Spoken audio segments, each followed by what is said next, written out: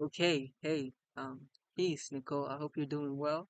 I just want to thank you for choosing to, work with me and supporting the movement, right? That is, we're here to change the world, right? We're gonna change the world or we're gonna die trying. And so this change, of course, is gonna come about by people individually, right?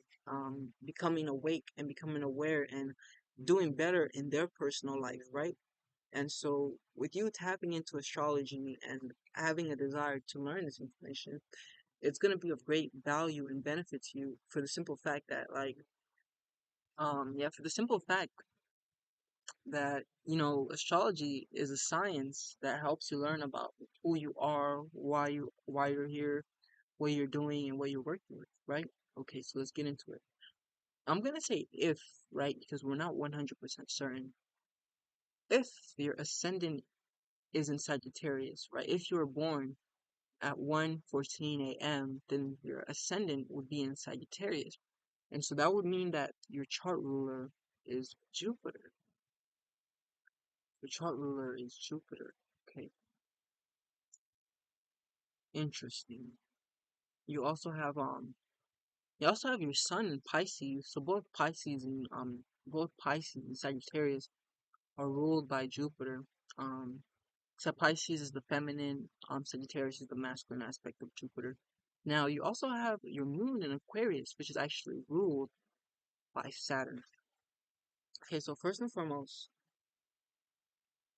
with you having your ascendant in the sign Sagittarius, but then you having Jupiter in the third house, what this means is that so the ascendant, right, it deals with your personal life. It essentially deals with why you're personally here, right?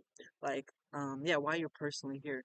Like essentially, I mean, check it. Like your sun sign, it deals with what you're expanding, like the energies that you came into this life, um, and decided to focus on the most, and that's what's being expanded, what you are growing through, right? But then, the moon it more deals with like your inner archetype. Like this is the aspect of you that is you because of the continual experiences you've had. And what I mean by this is, as you know, the moon, it deals with your emotions, right? And it deals with how you react and respond. So think about the moon as that aspect of you that has gained maturity, right, throughout the plethora life, the plethora life experiences. So the moon, very much, it gives us insight into the energetic makeup of the soul.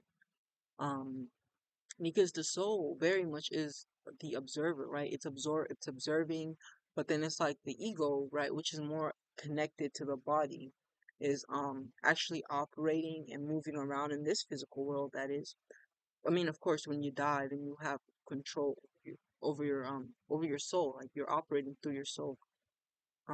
But as far as long as we're here, we're operating through our ego, and so it's like the ego is the sun sign, right? This is the aspect of you that you kind of just portray out into the world. Like this is the aspect of you you just want people to see. You feel me? And like you kind of don't care about people seeing it or not, in the sense that you know how we have this ability to repress how we feel and pretend like everything is okay, right? Like put a fake ass smile on our faces, even when in reality inside we're going through hell. So that reality, which is inside, which is quote unquote, I'm gonna say heaven because I don't. Why would I want negative? So that inside of us, that's heaven, right? Now, fuck that. That analogy is not gonna work unless I say hell. So that inside of us, that's hell, right? That's the moon sign. That's like our archetype. Like it's like our foundation that we're sitting on, right? It's okay. I'm gonna leave it at that. But then the sun sign stands on that foundation. You feel what I'm saying? And so think about it more so as an emotional foundation, right? Because Saturn also deals with foundation. But it's like the thing about Saturn and the moon is they're connected, right? Um, but anyways, let's jump into your reading. So we're already in your reading, but so let's talk about the sun. Your sun is in Pisces and it's in the third house, right? Which is very interesting. Let's talk about healing the hood. That's crazy because check it. Hold on, let me open my phone up to break it down for you. It's crazy because the third house, I think I have your right chart. But anyways, I mean I think you got the right time. I think it was AM. So the third house, it deals with the community, it deals with the neighborhood, it also deals with associates, friends, yeah, associates, friends, neighbors, siblings. But the third house, it deals with friends from the perspective of the people in your environment. You feel what I'm saying? So it's like when you guys are throwing that podcast, right? The show, right? And like all of these people come and it's like you may not know them because they're in your environment. They're dealing with the they're dealing with the third house energy, right? They're associates of the third house. But then it's like I'm gonna explain the 11th house as well. 11th and 7th house because these are all houses of association. But then it's like the 11th house, it's that house where it's like um before the person even comes into your house and you're just networking and connecting with them and you guys are on some business, business spill, right? And it's like, yeah, man, like come and you'll do this podcast. And at that moment, they're associates, but they're at the 11th house. They're still strangers. And your guys' association and connection, it may not be so personal, but it may be worldly or business. Feel me?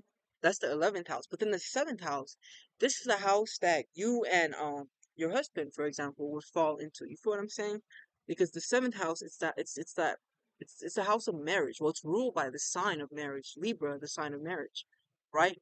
So the seventh house is more intimate connections. Now I hope that I broke that down good enough.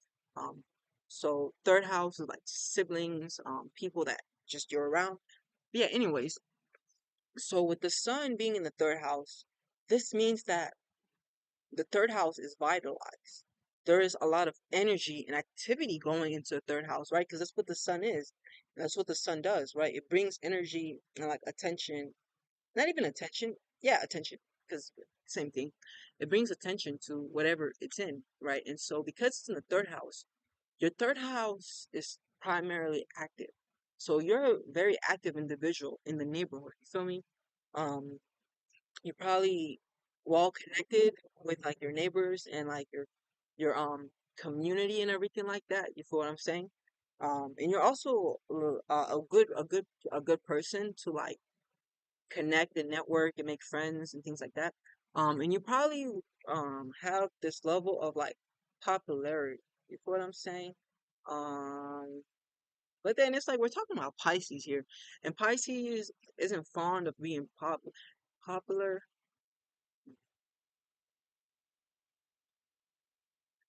isn't so fond of being popular, but um yeah, like Pisces doesn't really care about being popular like that.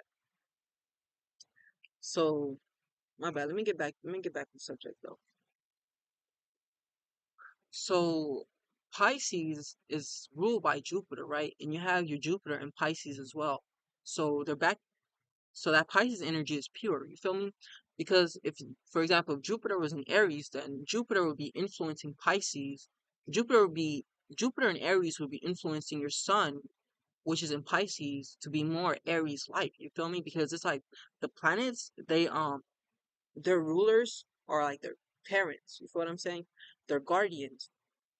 So it's like no matter where the sign goes, it has a vibrational link back to the planet. You feel me? It has a vibrational link back to the planet because that's its essence. Its essence comes from that planet, if you feel what I'm saying.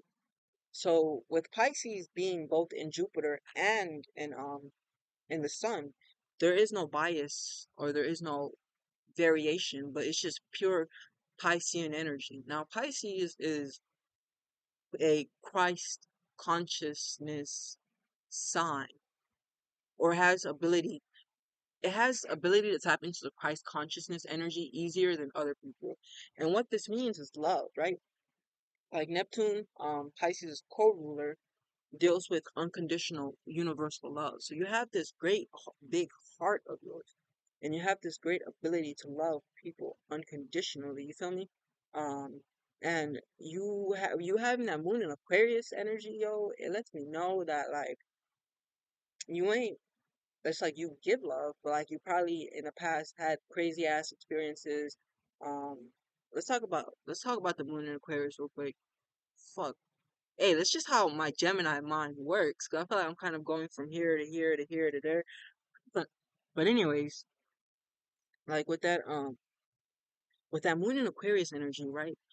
So Aquarius is ruled by Saturn, and Saturn it brings narcissists, selfish people, um, yeah, narcissists, selfish people, people that want to deceive, on one end, you feel me? But then on the positive end, um, Saturn brings people that are about business, right? People that are about building something, that are about building a foundation. So like your partner who you're with for right now, for example, is a positive manifestation of the Saturnian energy because he himself went through the necessary, hoops and obstacles and did the shadow work.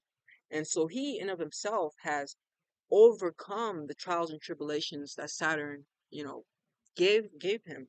And of course, there's levels. Saturn is always gonna test you, right? The same, new level, new devil. You feel me? But it's like because he went through his stuff, and you also healed and went through your stuff, and when you guys met, um, yo, what the fuck am I doing? Like that's synergy reading, right? Synastry, right? And why am I getting into synastry chart though? Because I don't even know his placements. But anyways, that's just an example, you feel me, of the positive aspect of the Aquarius energy. Because essentially your sun sign is what you push out into the world, you feel me? But then your moon sign is um what's inside. Okay. Yeah, but your moon sign is what you attract. So sun sign is what you push out, what you're here to bring to the world, but then the moon sign is what you attract to yourself. And so sun sign being in Pisces, you're here to heal the world. You feel me? You're here to give good vibes to the world, and assist in the world's healing. You're here to sympathize with humanity, right? Because Pisces and Aquarius both, they're very much tapped into the collective consciousness. Pisces rules the unconscious mind. You feel me? But then um Aquarius rules people, humanity. Humans are ruled under the sign Aquarius, right? So it's like both of these signs are very I was gonna say heart centered and they are heart centered, but I meant like engaged and involved with humanity, with people, with the world. You feel me? So yeah, man, yeah, you're here to do some really big, great things. And so um pardon me, man. Like, yo, like when I do full readings, like I actually get down and like I study the shit and like I break down like where your deacons are and everything like that. And that's like the degrees. But I didn't really get that detail into the degrees.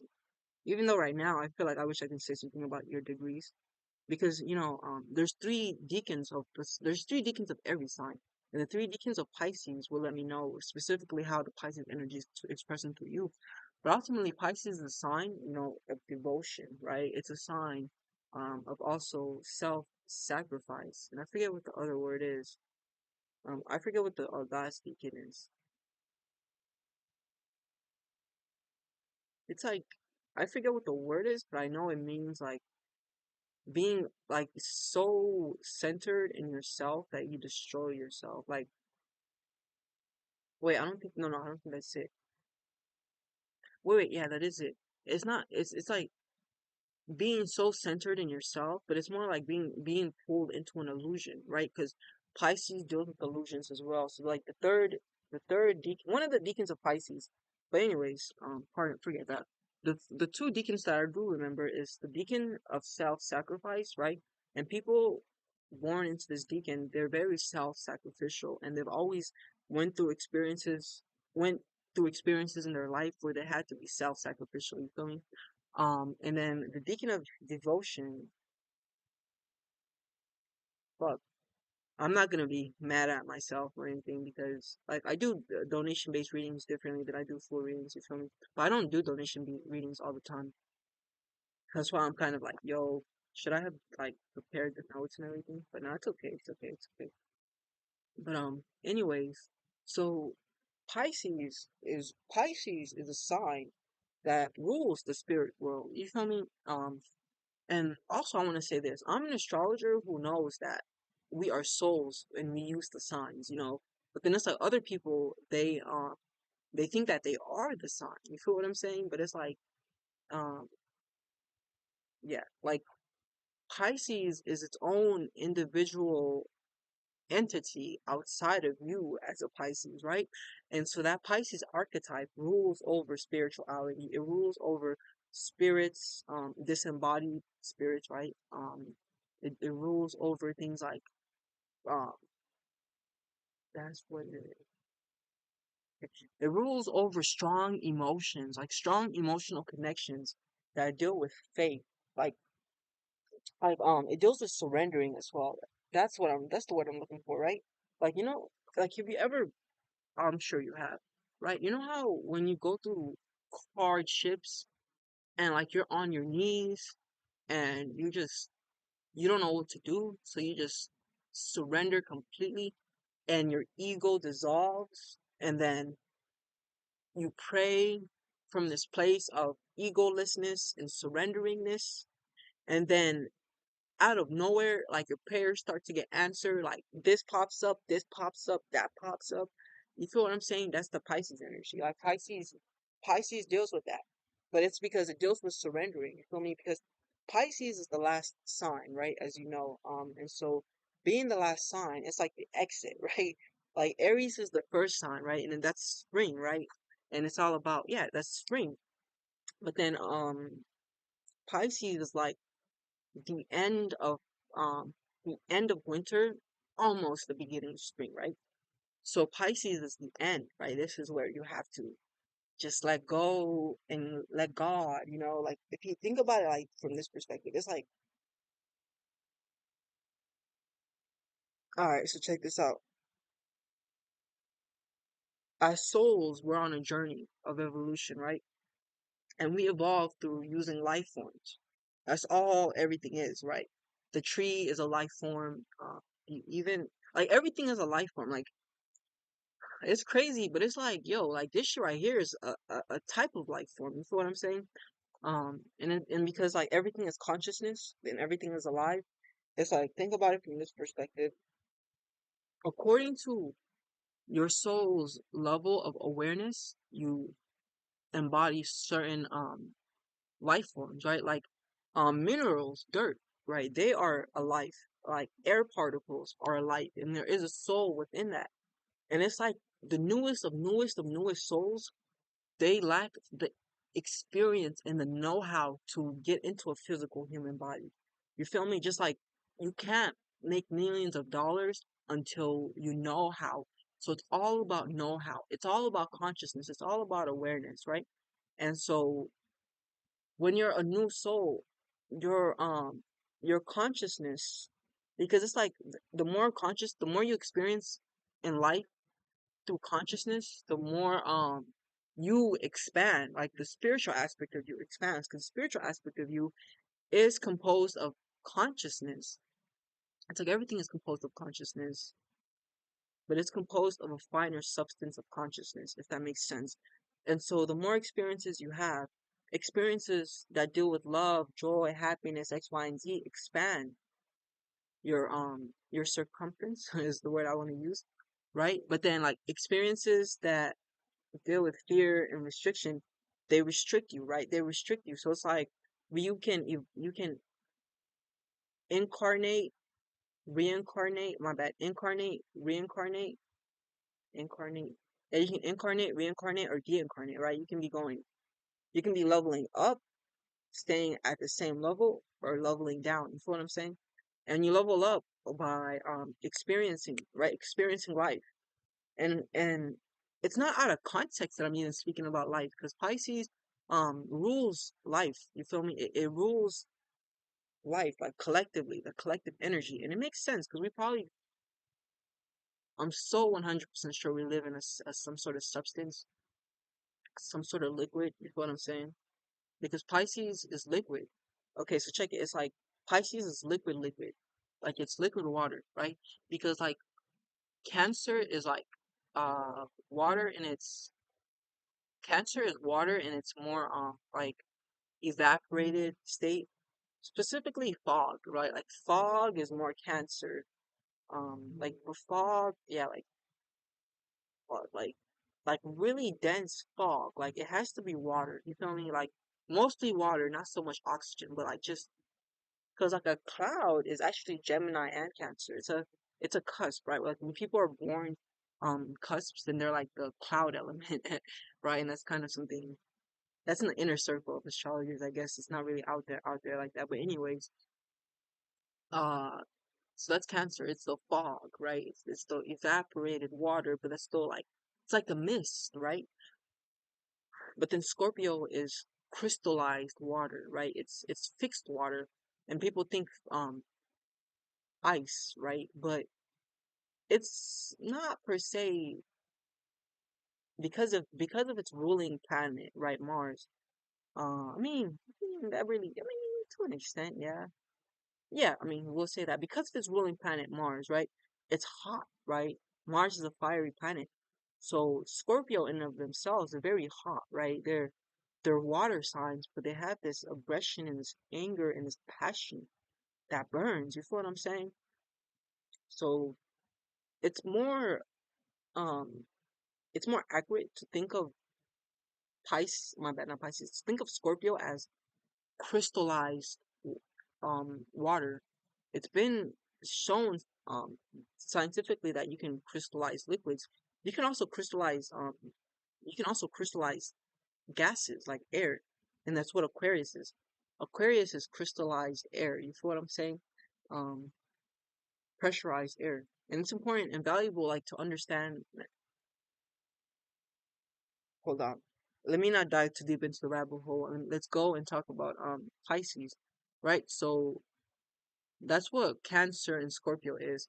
Now, when we look at Pisces, right, which is mutable water, mutable means fluid, right? It means liquid. You feel what I'm saying? Mutable, like adaptable, X, Y, and Z, and then water. So Pisces is likened to like a lake, for example, right? Or like, yeah, a lake, right? But of course, a clean lake, right? A lake that reflects to you yourself, right? When you look into this lake, you can see yourself. And this is very much very Piscean energy, right? Pisces, they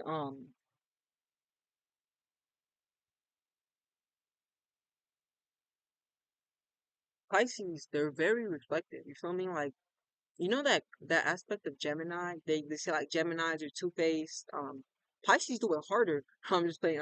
Wait. No, no, no.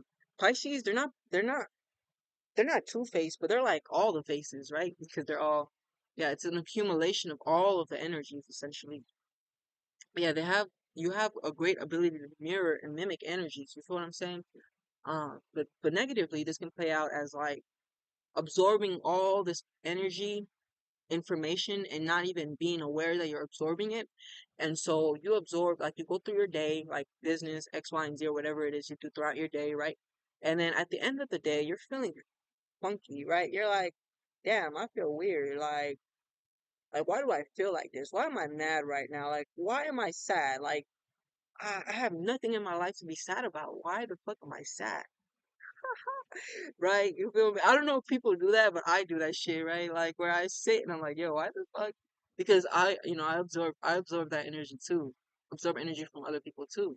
But yeah, Pisces does it harder. Pisces does it harder, right? Pisces does it harder.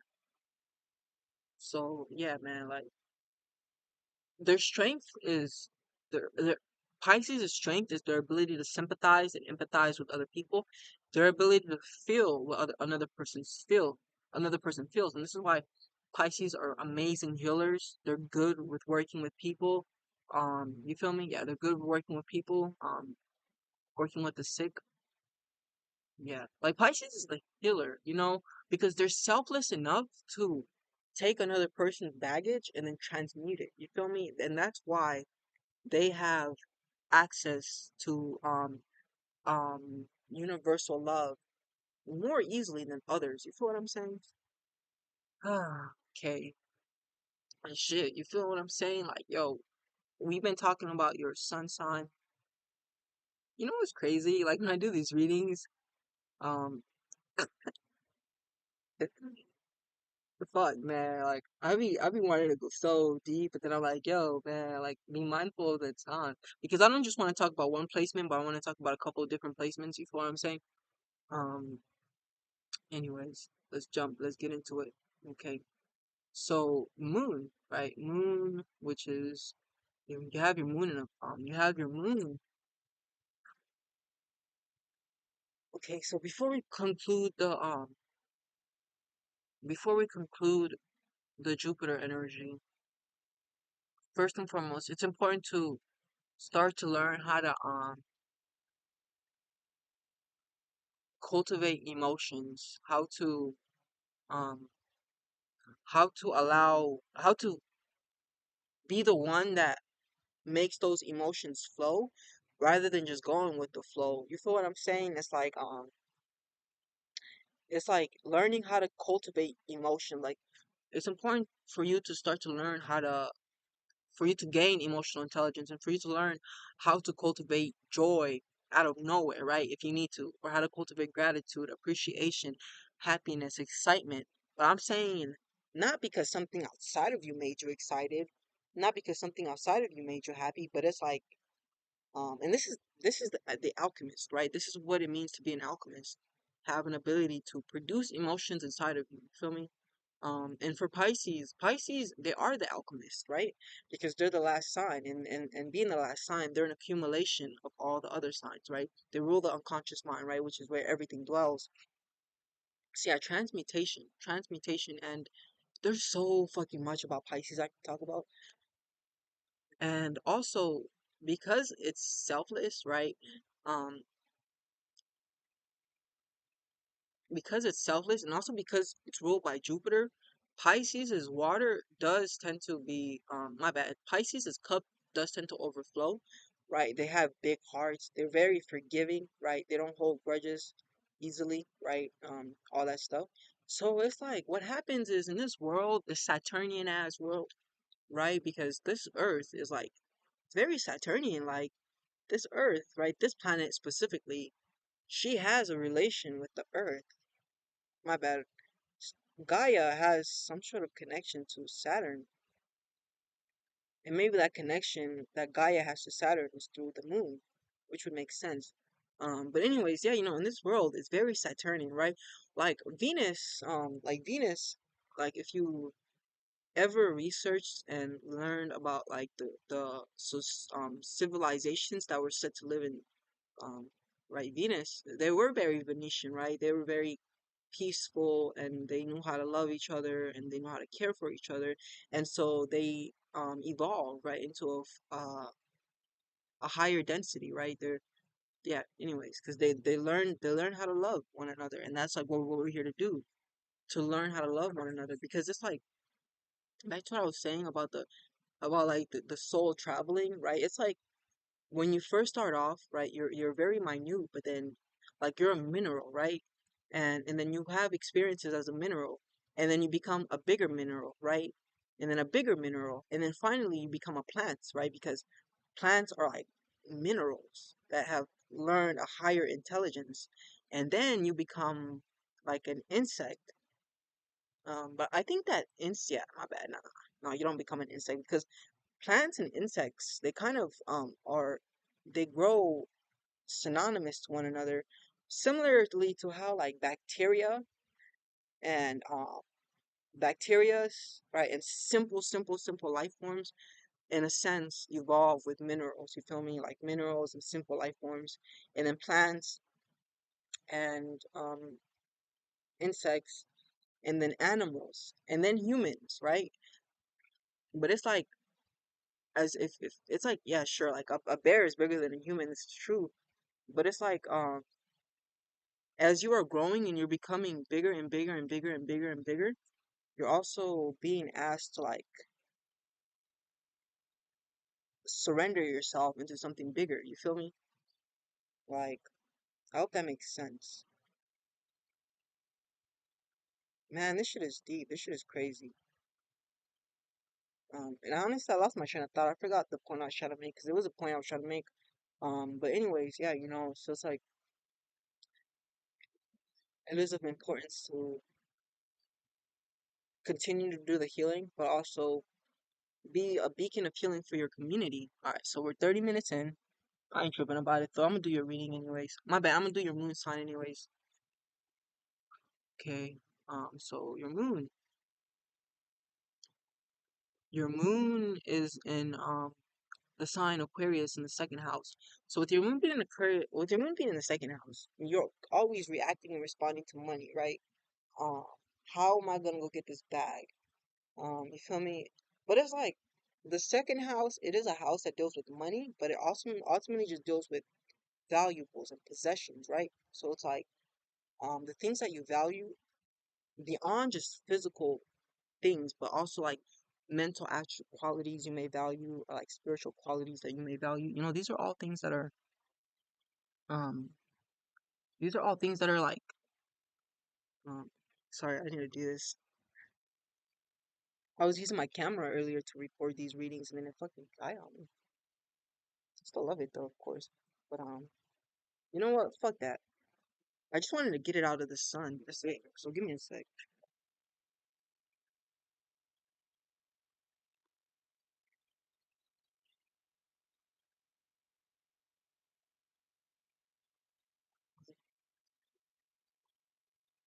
Yeah, my apologies. But yeah, I put some money into that camera, so I'll be trying to take care of it. Anyways, so yeah, so that second house, moon in the second house, yeah, it's an indication you're always reacting and responding to like your possessions, your valuables, what you value, um, your values personally. Now, with you having a second house, you like money, right? You have to like money. The moon being in the second house. And also keep in mind, like, we were kind of iffy on the time, so shit, you might even have like your moon in the eighth house. And the moon in the eighth house, it doesn't really care about money like that. It's more concerned about like um fulfillment, right? It's more concerned about fulfillment, emotional fulfillment. That's the eighth house. But then the second house is more concerned about physical fulfillment. You feel what I'm saying? Oh shit, what a different background. Just by shifting it like that. Um, but yeah, so one last thing is with the moon in Aquarius,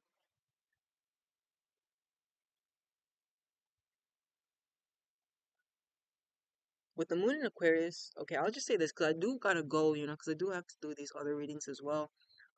Like with the moon in Aquarius, positively, its strength is that they have an ability to think outside of the box. You feel me? They're very yeah, they have an ability to think outside of the box, but their strength really dwells in their ability to um care for another person, not care for another person, but their ability to be selfless and give themselves to an act or a cause that has nothing to do with them. You feel what I'm saying? So what I mean by this is it's like charity, right? Going into a charity or like being a philanthropist, right? Or being a humanitarian, right? Like doing things that will not benefit you at all, but they will benefit the community. So you do it, right? So that's their strength. Their weakness is argumentative, right? They can be very argumentative. They like to debate, and it's just like they like the intellectual stimulation that it brings. But then at other times, because they're negative and they can be right, they shoot you like you're floating up in the sky and you're like that Pisces that's unreal and you're like, yo, I'm gonna do this and I'm gonna do that and I'm gonna be on top of the world. And here comes Aquarius, the realist, and you're like, no, you're not because you need this and you need that and you don't even have a job, right? Fucking Aquarius. Right, so Aquarius, like, yeah, that's the negative aspect of it. Like yeah. But anyways, that's it. That's all. I want to thank you for again. Thank you. And definitely let me know what you think. All right, peace. End it. End it.